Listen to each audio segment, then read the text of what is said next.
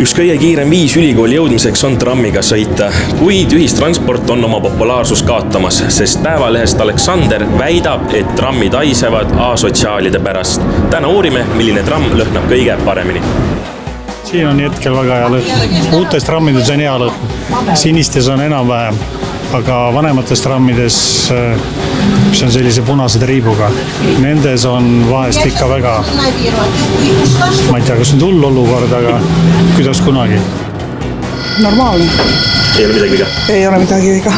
Ja üldiselt ega siin eriti tihti ei ole seda viga. Mina on rahul. Aga muidugi nende kõnadega muidugi ma rahul ei ole. Ikka uute trammidega. Eesti Päevaleht on avaldanud isegi mängu, kus trammi istet valides ennustatakse, kuidas see haiseb. Artikli autori soovitusel peaks Mupo trammides kaasa sõitma, et saaks haisvaid inimesi välja visata. Ma ei tea, kas päris saab keelata sellist asja, aga ütleme nii, et see on päris eemale tõukav, kui juhtub olema keegi natukene haisvam inimene sinu kõrval. On teil kokkupuudet, kus on tõesti ebameeldiv lõhn on trammis näiteks?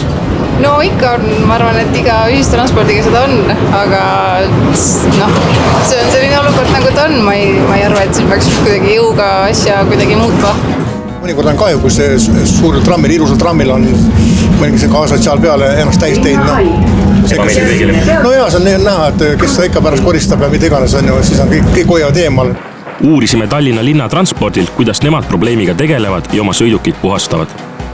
Meil on väga selge puhastusolukord, et meil on iga õhtu on meil bussidest, trammidest, trollides kuivpesu ja nädalas 1-2 korda märkpesu, mis tähendab seda, et tramm, troll, buss pestakse 100% sees puhtaks.